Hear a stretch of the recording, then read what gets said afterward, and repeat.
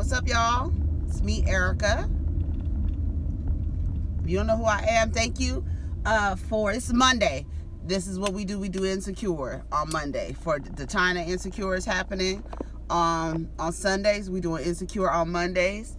And I'm Erica. Go ahead and like and subscribe and comment and let me know that you stopped by. Welcome all new folks who have come around because of the recommendation from my motherfucker Sean motherfucking Bradley. Okay, thank you for that. A lot of y'all are here because of him, and just beware. I don't always carry a lot of collective views, so you'll see, I guess. And if you like it, you stay. If you don't, you're free to go. The door is always unlocked. So let's talk about Insecure.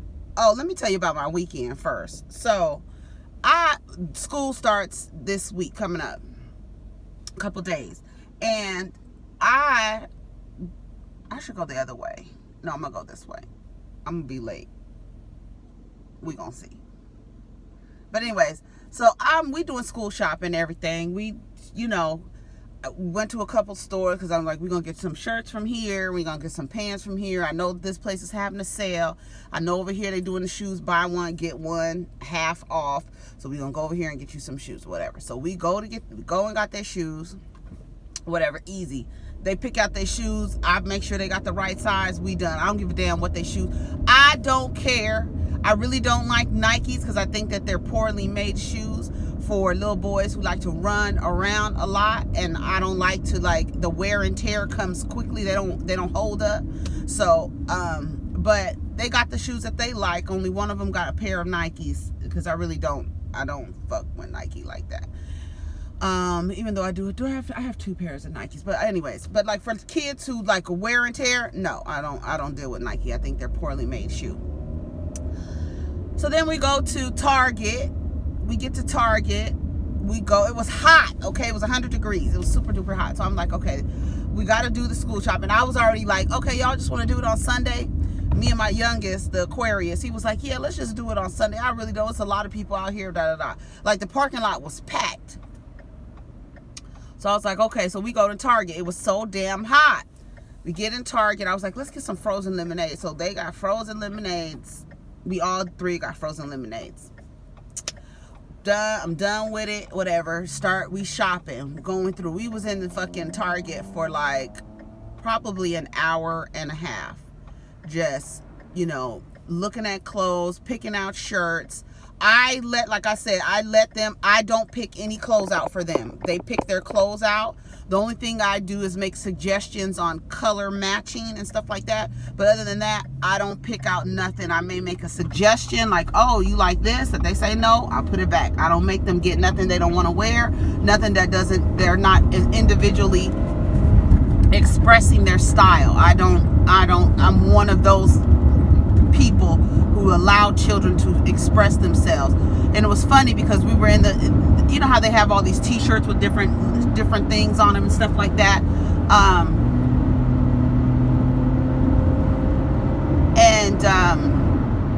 they have different things, different sayings and cute little things on them, tied like astronauts and fucking dogs and pizzas and shit like that.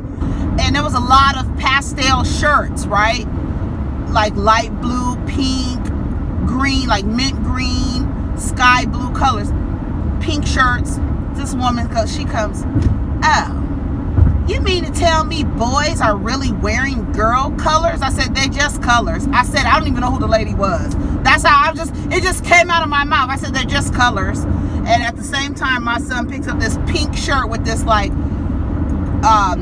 this like skull on it that's in silver, and it says game over, but it's like in silver, like like the silk screen is silver, shiny silver. It's a dope shirt. He got some dope ass shorts to go with him. I was like, yes, pick it. He was like, yeah, I like this shirt. I was like, okay, whatever. I would feel so bad if my kid brought me a pink shirt and I was like, no, that's a girl color. Girl, if you don't get your ass out of here, it's a color. Ain't no girl colors, okay? Ain't no boy colors. God damn.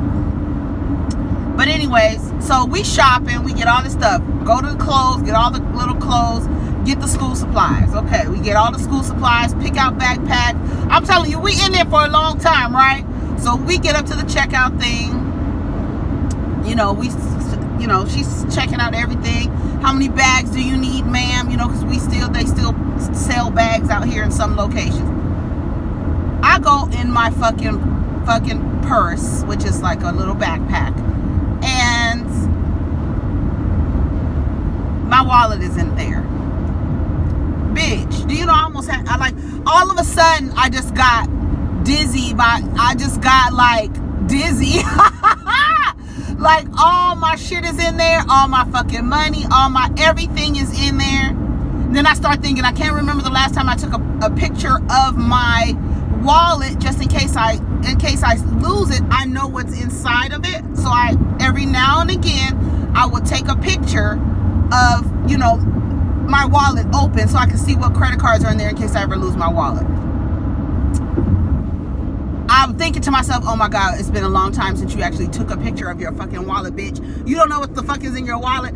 I'm just thinking, and then I go to look at my phone to see, like, okay, is my card being used? Because I tell the lady, can you just suspend it? I'd send my son out to the car. He goes to the car.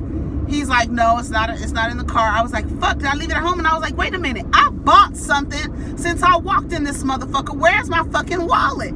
So then as I'm walking out, and I tell the lady, okay, cancel my ticket, keep all my shit right here. My anxiety is really going through the roof now. I'm just like, oh my God, I'm so fucking embarrassed. But I'm like, I know I had my wallet. So as I'm walking out, because I'm like, okay, I'm gonna go home. Maybe I left my wallet at home, but then I was like, no, I used my wallet here. So as I'm walking, I remember I used my wallet at the fucking little concession stand that they got in fucking Target, where they sell the popcorn and the frozen lemonade. The lady goes, oh yeah, we customer service. So I go to customer service. She was like, yeah, we have a black wallet. Nothing was missing. I was so fucking happy. And I was like kind of moving in a hurry, and they were like, okay, well, we found, moving slow. I said, listen, I need you to find my wallet. I understand it's not your wallet, but this is my wallet. I need you to have some sense of urgency and put a pep in your step, girl. So she went back there and got my wallet for me, and nothing was missing. Yes. So kudos to that. But then I go outside. Mercury is ending in retrograde. It just ended, right? I go to my car and lift up the latch, and it's not working. And then so I was like, okay. So then eventually it doesn't work. I get home, it works.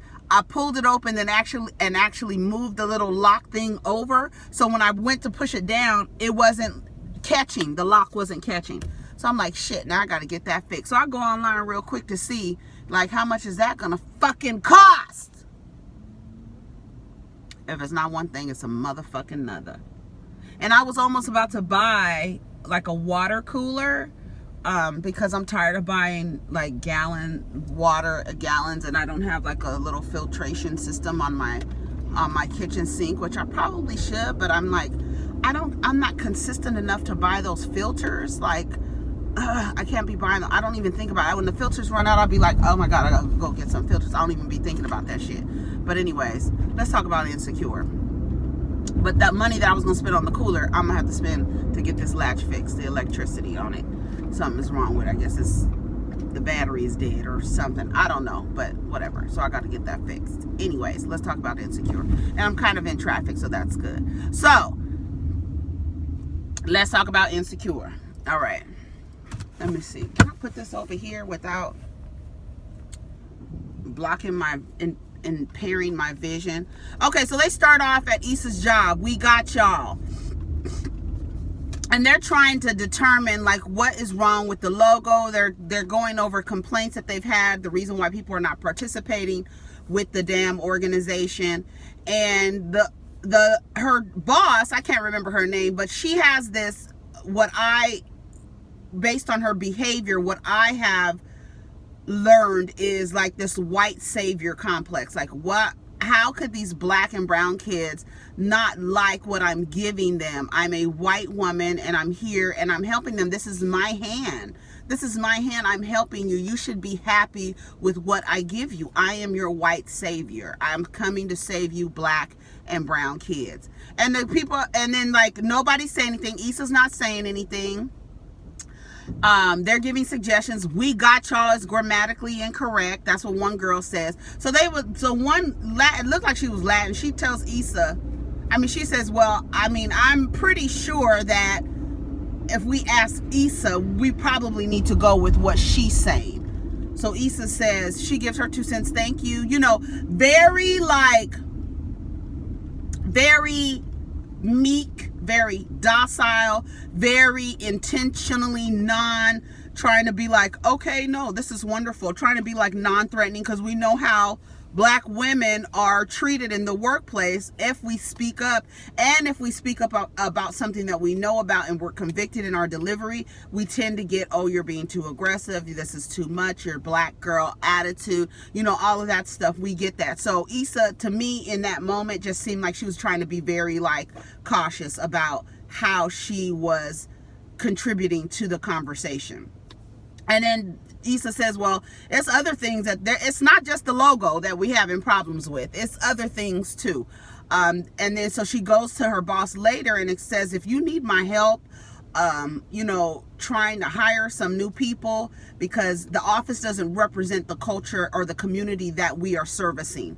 So that's very important. You need, if you are servicing a diverse community, you need a diverse staff and an inclusive staff. So, she tells her boss, who doesn't seem very receptive to it, because listen, in her boss's head, she is the savior. She's the white savior. She's saving these black and brown kids. Nothing that you can critique about what she's doing could possibly be wrong. So, Issa, thank you for your, wanting to help, but I got this, okay? That's basically the energy that her boss is giving.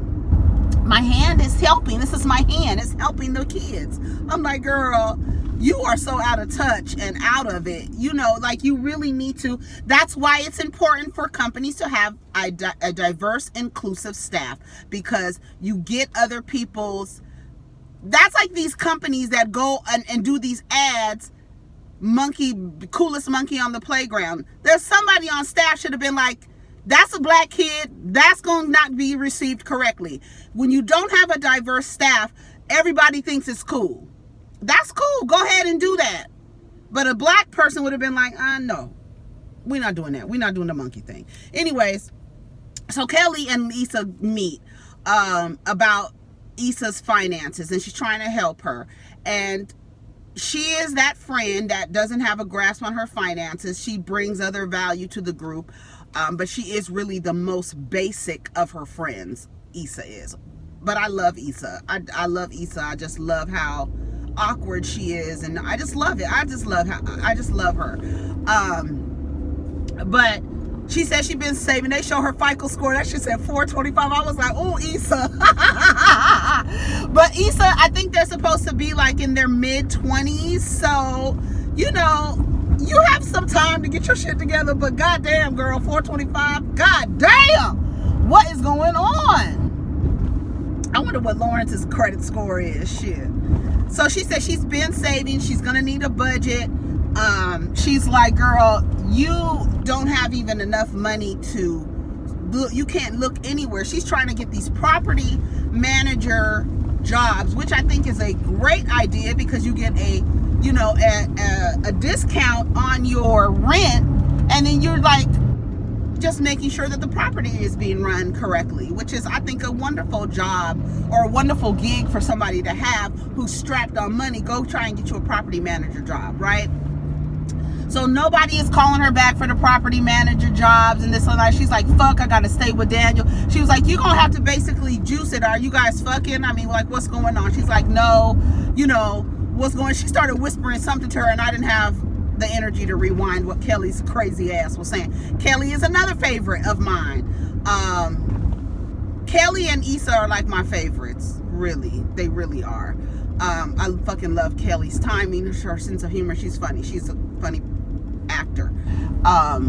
And she's like, girl, listen, you're not going to be able to do any of this. You're going to have to ask Daniel to stay. She was like, it's kind of getting uncomfortable. You know what I'm saying? It's like, I'm at this nigga's house. We trying to like keep a cordial like friendship, platonic friendship. He's be fucking these girls and this and that, whatever.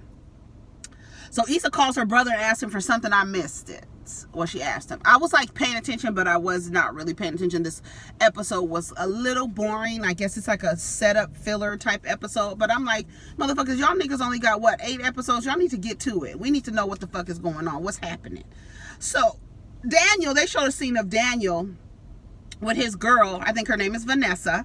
And they show her, he's been at her house for 3 days, and she's like, this is quite a treat. What the fuck? And he was like, I'm just trying to give Issa her space and this and that. The girl, the way that the scene went, the girl doesn't seem like she's much really into Daniel. She seems like she's like not into Daniel. That's what I got from her. I'm not going to try and, this is a fucking scripted series. I'm not going to try to delve too deep in the behavior, but that display, what they showed, that little clip of them and him explaining to her like, Issa needs some room, whatever, she just seemed like she was not really interested in Daniel. David. Okay. So I just wrote not into him. That's what it just looks like to me. Like she's not really concerned. Like the way that he made it seem like she's having a problem with you being here. I didn't get that. So I feel like you made that up because we didn't get that scene. I didn't see that where the girl said she had a problem with Issa staying there. Are you making that up, Daniel? Like what the fuck? Why are you playing a game? Because Daniel, like I said, Daniel's a cool nigga, but he's really like slick petty. He's very slick petty ass nigga. So they're at lunch. Issa goes to lunch with her co-workers, and they're all sitting there talking about all the issues that are going on and kind of being like open about the issues. And then the gay dude, he was like, well, I'm the gay one. You speak for the blacks. I speak for the gays. You speak for the blacks. And she's like, I don't want to speak for the blacks. But see, this is a theme that happens a lot of times in the workplace. If you only have one black person on staff, they're going to go to you for all the black issues. If you only have one gay person on staff, they're going to go to one gay person about all of whatever issues that are, that are inflicting or concerning gay people. But you can't do that because I'm one black person. I don't have the same thoughts, feelings, values that another black person does. And you can't just come to me because I'm the only black person and you think I'm the end all be all to this issue that we're facing here. That doesn't work. This is why you have to have a diverse group of employees. And they're just basically like, it is what it is. I'm the gay one. You're the black one. You speak for the black people. I speak for the gays. I don't want to be the voice for all black people. And I'm sure I've seen, like, we all have said that at one time or another about work. I don't want to be the voice of all the black people. And that's just the bottom line.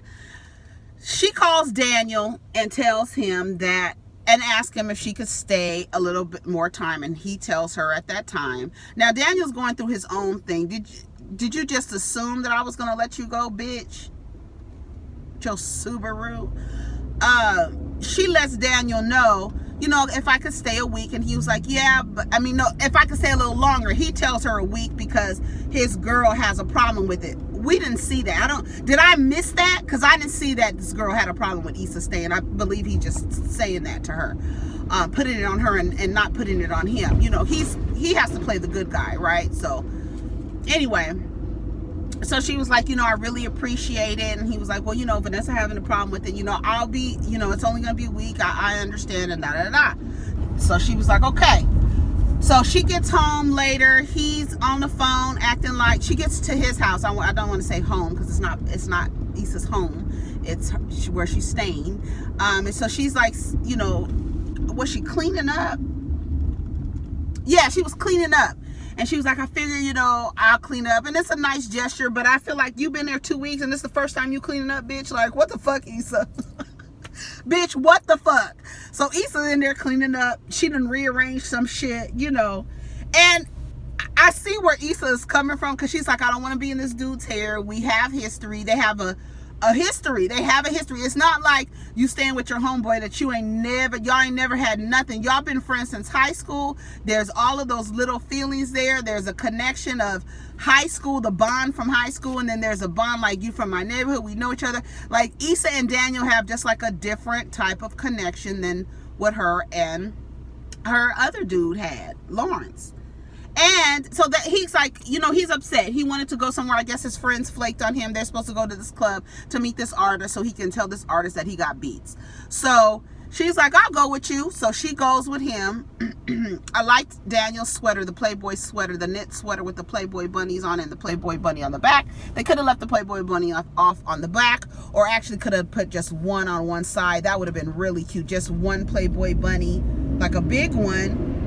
It kind of put me in the mind of like a polo sweater, but with Playboy bunny logos on it. Anyway, so they go to this club, Fedodo, which is in the way that they show them shooting in the club later. It's in that kind of that's the neighborhood that it's in, and not whatever. So they go there, they meet the guy. The guy doesn't seem like he's interested in Daniel at all. They first get up to the door and they see somebody else from high school who is actually a successful producer.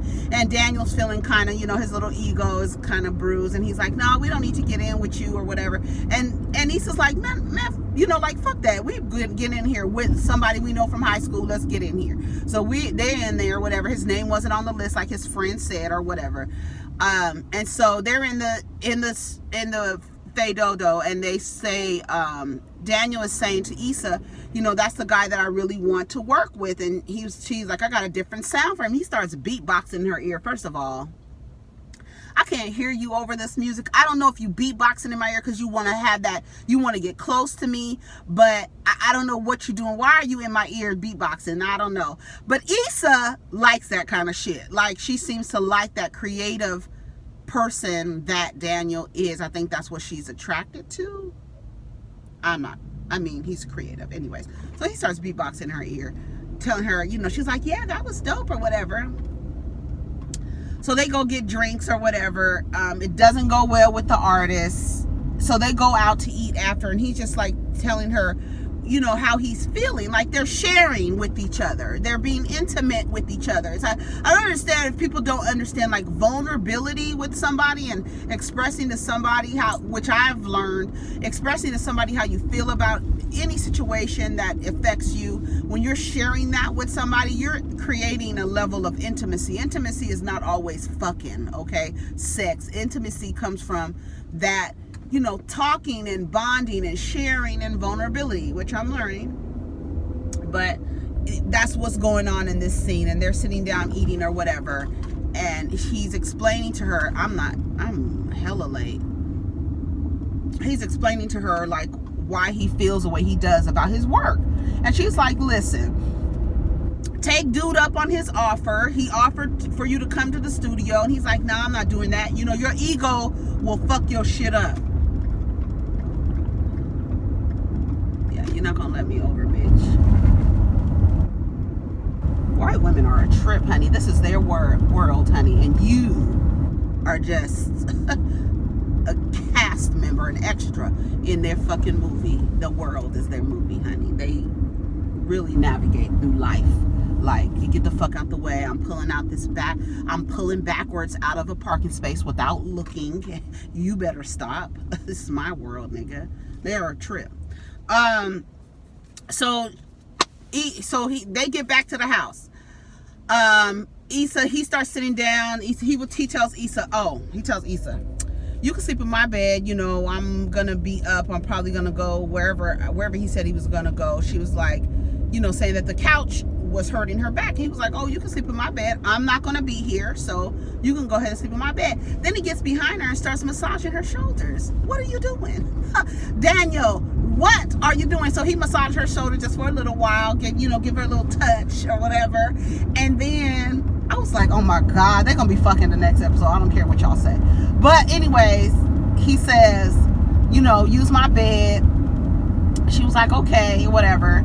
And then he gets on the computer, starts listening to beats, and she was like, well, I'm not really that sleepy or whatever. And she walks over there and sits down with him and they start listening to beats. That, like, doing stuff like that based on their history, that's intimacy. I don't care what y'all say. That is going to lead to some other shit happening. You are listening to this person while they're feeling a certain way about themselves and what they're passionate about, and you're being there and you're being present with them and you're listening to them when they need you, and they're there for you when you need them. Something is happening. Something's gonna go happen with that. But anyways, we gonna see. So she gets a call from a property manager telling her that they want to meet her. When she gets off the phone, he's like, "Who is that?" And she was like, "Oh, it's nothing. Issa, if you don't go and take that damn property manager job and get the fuck out of Daniel's house, you don't need to be there with Daniel." But he's like, "I kind of like you having around. I kind of like having you around. You can stay longer. You can stay as long as you need," is what he said. And when you don't put a time limit on something, the motherfuckers is gonna be chilling. She's gonna be chilling there. Issa's that type of person, though. That's her personality. Oh, what? You said I don't have a time limit to be up out of this motherfucker? Say no more. She's already started reorganizing shit, so it's gonna be a problem with the girlfriend or his girl. But she was like, "I thought it was gonna be a problem." He was like, "No, this is my crib. You know, I got it. Don't worry about it." Because she never said that, Daniel. We know she never said that. So he does extend the offer for her to stay a little longer, and we see what that's gonna go. What happened? I don't understand why she can't go stay with Molly. What happened with Molly? Was Molly on this episode? I feel like I saw Molly's face, but I don't feel like I heard her talk. But anyways, this episode was really, on a scale of 5, I want to give it maybe a 3. I guess it's just like a setup episode to set some more things in motion. But we kind of see they're very subtle with their messages on Insecure, which is something that I really love. Anyways, that's my time. Hopefully you guys, did I miss anything? Did I catch something? How do you feel about, him saying that the girl didn't like that she stayed, and then later on extending the offer? What do you think that's about? And what do you think she should stay? I don't think she should stay with Daniel. She needs to leave. She needs to go get that property manager, call him back, and go and get you go somewhere. Issa, you don't need to be with Daniel at all. Like, no. You need to be focused on Issa and go and get your life together. Get that credit score up. Even though I'm not really big on that, like, I know that this society, that's something that was created by this society in order to, to show that you have integrity in terms of how you pay your bills and stuff like that. But having bills is not cute. So that's not my thing. Having bills, you do that when you in your 20s and stuff like that. Credit cards and all that other bullshit. No, we're not doing any of that. Anyways, that's my time. Hopefully you guys have a wonderful day. It's Monday, and you guys have a wonderful day. Take care of each other.